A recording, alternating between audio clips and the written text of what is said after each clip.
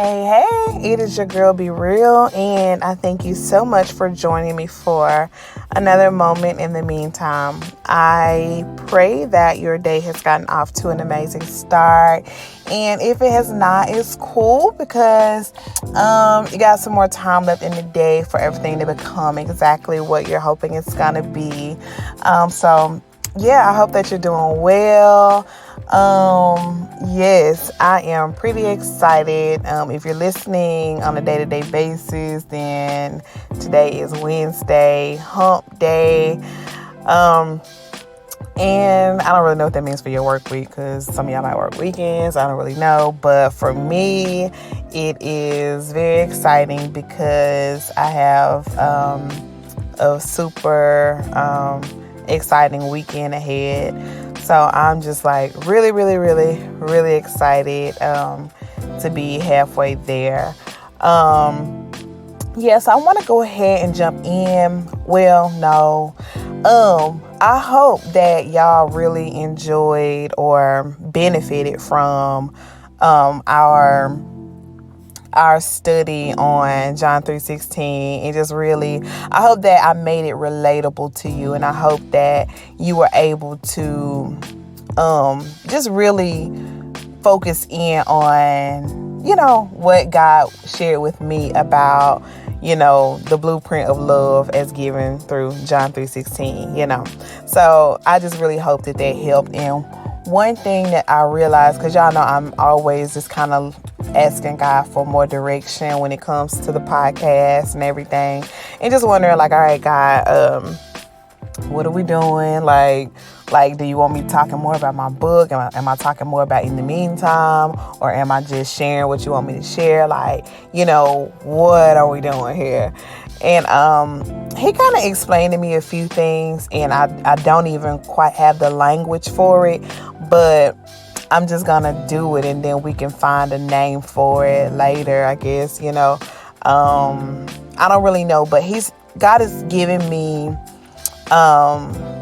this method, or he's just giving me, I don't know, this thing where when I read scripture, he just explains it to me in like super relatable ways. And so I do know that a part of my task with this podcast is to just make the word very, very relatable for our everyday lives and all this stuff like that. So like I said, I really hope that last week was impactful for you. And I got another story from the Bible that we're gonna jump into. I don't know how long this will be because the story is very extensive, and it's something that I've studied for a while. I've been studying this one story legit for about a year for sure. But I'm excited. So I'm actually gonna jump in. And so what we'll really discuss, or what's really on my heart and what's really on my mind basically is just to guys, I want to see how I want to jump in on this or whatever, but I have personally, I'll start with just talking about me. Personally, in 2017, that is when I really began to change. I've always known God and loved him and gone to church and all of that. But it was in 2017 where things just really got different and my relationship got super, super, super close with God. And, I started really realizing like a bunch of patterns and stuff that I had, that I really just wanted to change and all this stuff like that. And so God just really began to do a lot of hard work on your girl, right? And, in that, it's kind of funny, in that I wanted so strongly not to be a jerk anymore that that I actually became a little passive. And at the realization of the term passive, I was mad. I remember specifically asking the Father, like, help me to be more gentle, help me to be more gracious, help me to be more compassionate, all of these things. I really just wanted to really have the fruit of the Spirit and operate in that. And it's a great thing to be, or it's a great thing to have. It helps your personality and all that, just in day-to-day life. Like, you need that. But in gaining these things, or in, just getting close with the Father and really letting him work on like me as a person, I lost something vital from my personality. And that was just like a little chunk of my neck roll left. And God was talking to me because, like I said, the term passive came up in conversation. And I was like, passive? And I just didn't like that word. I was like, I don't know about that. But when I thought about it, I was like, well, I have. And so I took that to the Father, and I was just asking about it. And I was like, so God, to have the fruit of the Spirit is like to be more like you. Does that make me, like, does that mean I have to be passive? Like, I need help. Like, I need you to help me with this. And God, he began to talk to me. And he was like, well, Brittany, I made you the way I made you for a reason. Like, I made you with just a little bit of neck roll for a reason. I made you just a little bit outspoken for a reason. Like, I needed you to tuck in a lot of it because sometimes you ain't know when to shut up. But I still want you to speak up for yourself when need be. And, and I was just thinking on those things, and God was just talking to me. And he was just like, passive. I never told you to become passive. I told you to be gracious, and I told you to, be gentle and be, don't be so raw, but you can still stand up for yourself. You can still be direct. You can still let people know when they get out of line that they need to get back in line. You know what I'm saying? And so me and God, we were just having this conversation, and he took me to this study that I have been studying for quite some time. And so he gave me the okay to share it with you guys. And so basically what God has shared with me is this outlook on the Egyptians and the Israelites and the showdown at the Red Sea. And I think it's amazing. And it's in Exodus 14. So that whole chapter is just like lit, okay? The entire chapter is completely lit. And so I love it. Every time I read it, I literally get so excited because I just get to visualize and everything that's going on. And so what we're going to do for the next however long, we're just going to kind of dive into each verse and just kind of the same way we did last week, and just really, see what God is saying about this particular verse. And so we're not going to start at verse 1 because that would just be too right for me to start at verse 1. That would be too normal of your girl to start where a normal person would start. But we're going to start actually, I think it's at verse 24 or so. And I'm going to give a whole everything. And this episode is probably going to be a little lengthy, but y'all got time, right? Hopefully so. And if not, pause it and come back with your girl a little later, But what's happening? The Egyptians are mad in their body because the Israelites, they done left. Moses did his thing, and he was like, God said, let my people go, and all that good stuff like that. So the Israelites, they are leaving. They have fled, and they are on their way. They trying to get to the promised land and all this good stuff. Well, what happens, they end up stuck between a rock and a hard place. What happens, you got the Egyptians who have begun to pursue them. Basically, y'all need to come on back to Egypt, because who said y'all weren't gonna be slaves no more? Like, who you thought. So they like coming, they pursuing them or whatever. And so not the Egyptians, the Israelites are trying to get away, but they can't go, the Egyptians are behind them. And then in front of them is this Red Sea that they can't cross. Okay, because it's a whole body of water. Like, what we gonna do? We'll swim across this? Like, how this gonna work out? So they are in this rough, tight space of, God, what you gonna do? Okay, and I don't know about y'all, but I know your girl them been looking at the Father like, what you gonna do? Like, what you gonna do, Bo? Come on now. Cause this is up on me real close here, and it's gonna overtake me. And I will go forward, but it's something blocking me. I don't know what to do. So anyway, cause that ain't even the point of this episode. But just trying to figure out, oh my God, what are we gonna do? So what happens? God,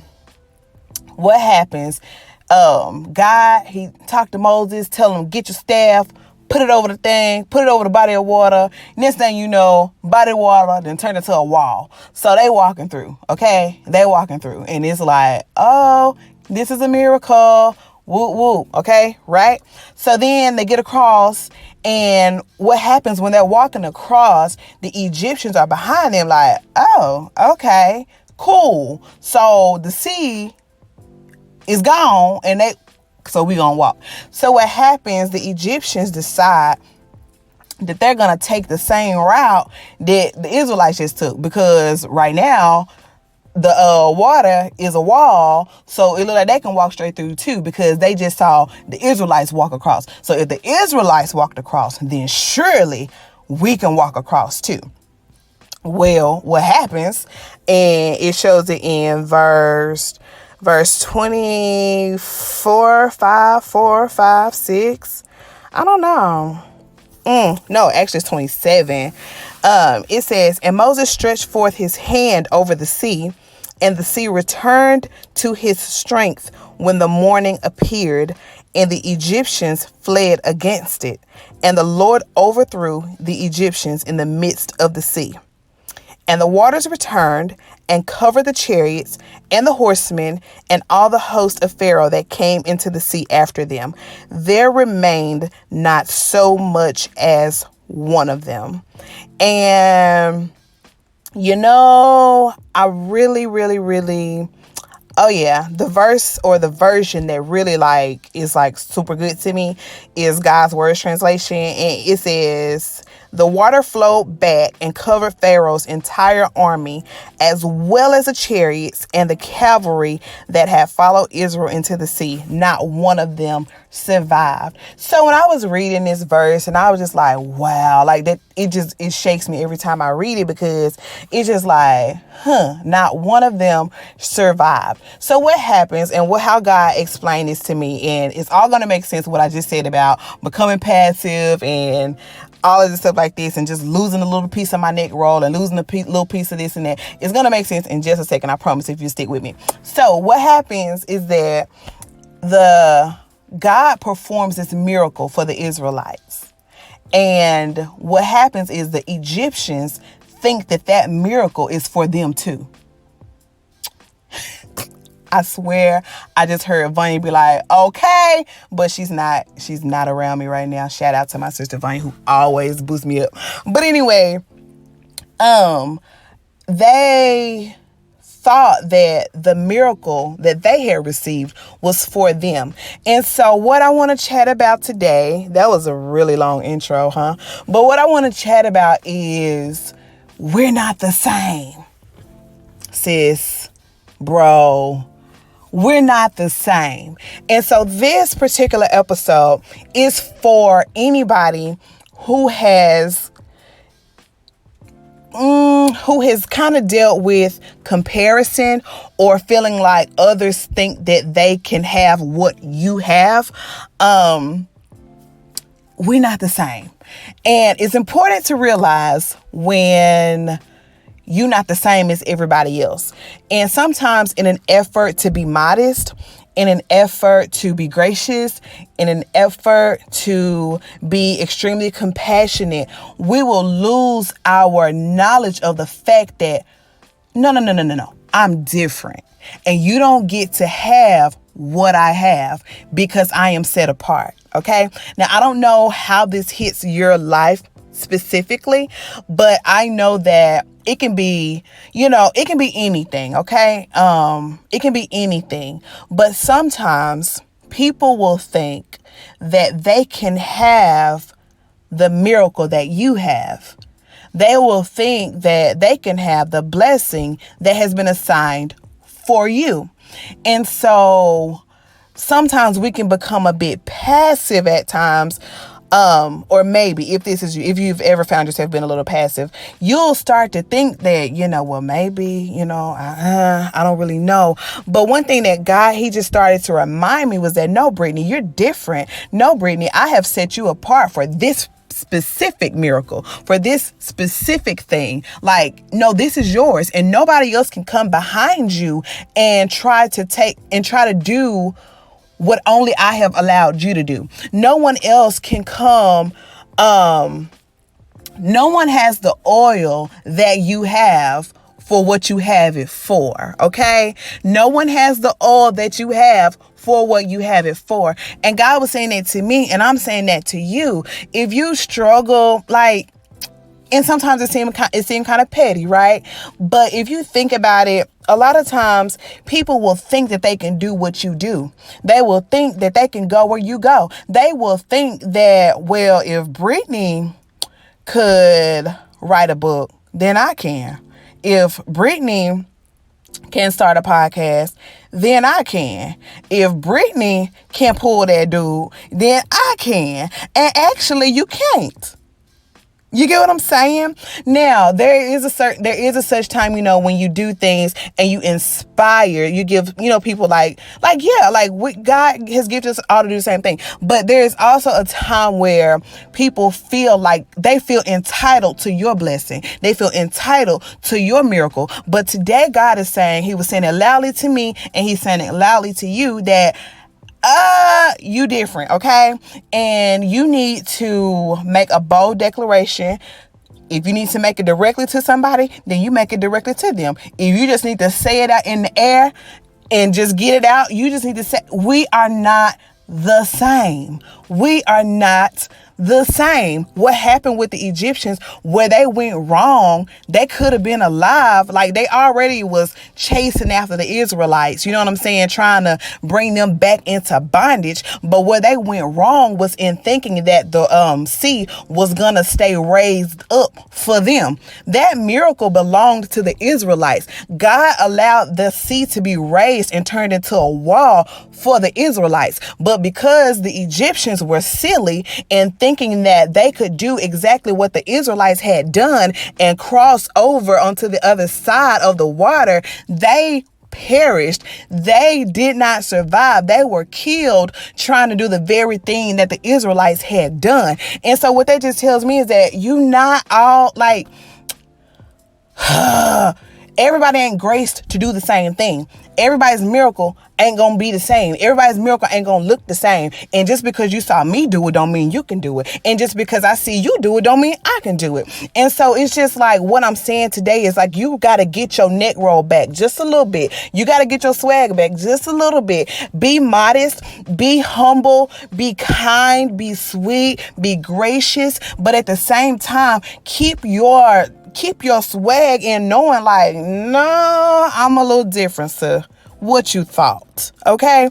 And so that's what I'm just trying to say today. I want you to get that confidence back in knowing that what God has for you, it is for you. What he has created for you, it was created just for you. The path that he has laid out for you, it's yours. The man he got for you, he's yours. Like the career he has, the job he has for you, all of that, it belongs to you. And sometimes you may get to dealing with stubborn people who want to do everything you do, who want to have everything you have, who want to say that they can do it just because you did it, because they don't think that you should be able to do it alone. And you just need to understand that I'm different, and sis, bro, cuz, whoever, we not the same. We not the same. I have been created for this. I was called to this thing. I was anointed for this. And because this is my miracle, you know, and I've seen this happen so many times. Even when I think about this story, when I think about this thought, when I think about, just saying like, hey, we're not the same. I honestly think about my mom, because my mom is a pastor's wife. And a lot of times my mom, she's very, humble, and, she stay to herself. She don't do too much. She hold down her man like she's supposed to. And a lot of times, like growing up, there would be people who just kind of like, oh, she can't do that much, and blah, blah, blah. Oh, I could do that. Like, I want to be a first lady because it's easy, because she don't do nothing but get dressed and come sit down and stand up when her man start preaching. Surely I can do that. But see, that's where you go wrong in thinking that the inner workings of certain positions, because when you think that you can do a certain thing that you have not been anointed to do, you will get in that role and then you will die, just like the Egyptians did. Because if you get in there and you're not anointed for it, then the first time somebody call your man at 3:00 in the morning needing you to come down to the hospital because they sister-in-law, auntie's cousin has died, you gonna be like, excuse you, say do what now? Because you have not been called to that thing. So what I'm trying to say to you is that we all got to stay in our lanes. We all got to stay in our lanes, okay? If you a baby mama, be a baby mama. Be a good one. You know what I'm saying? If you know you ain't been called to be this man's wife, be a good baby mama, sis. You know what I'm saying? If you you got to just know your role, and you got to stay in it. And that's something even I have to, that ain't my role. I can't do that. I ain't nobody's mama. So I can't act like I am somebody's mother right now, because I'm not. You know what I'm saying? Like, stay in your lane, Brittany. And so it's just like, God was just reminding me through this story that everybody got a place. And if you don't stay in your place, you will be destroyed, just like the Egyptians were. You know what I'm saying? Like, the very minute that you decide that you're going to jump in somebody else's place, the very minute that that you get out of your place. And that's why you got to know you got to ask the Father, hey, what is my place? When you ask him what's your place, he'll tell you what your place is. And then when he tell you your place, you should stay in your place, because getting out of your place can have someone else's miracle becoming your misery. You understand? What was my miracle can very well become your misery if you are out of place. What was your miracle can definitely become my misery if I step out of place. What was my breakthrough will become your breakdown if you are out of place, and vice versa. Like, if I'm out of place, if you're out of place, it can just all become bad. Okay? It can just be bad. It can just be a bad situation because everybody's trying to do what everybody else has done. Find out from the Father where you're supposed to be at. Find out from the Father what you're supposed to be doing. And do that thing, okay? And do that thing. When you do the thing you're supposed to be doing, when you're in the lane that you're supposed to be in, your blood pressure might go down. You might stop having anxiety attacks. You might get off your depression medication.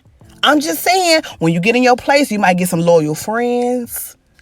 When you get in your place, you might be happy with your boo again. When you get in your place, life could just change for the better.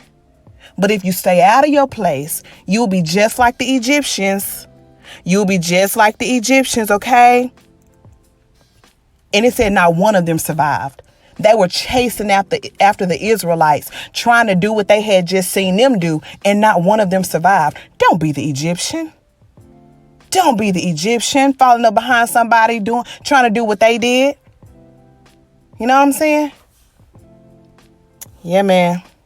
That's what it is today. Yeah. And I normally be like, does that make sense? But I'm pretty sure that made sense. Okay. So I'm just saying that's what it is today.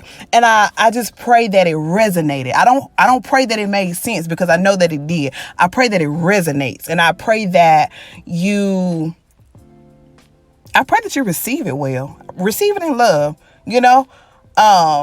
If somebody trying to do you, you know what I'm saying? Like, you ain't gotta just be mad all the time, but you just remind yourself, we ain't the same. She not the same as me. I know she want to be. I know she think we the same, but we not the same. God gonna show her that we not the same. You know? And then if you the one that's trying to do stuff that's out of your lane, sis, you're not the same as that person you keep comparing yourself to, thinking you can do what they do. So it's just like, I've been on both ends of that before. Like, I've looked at other people like, well, if surely I can do it. Like, surely.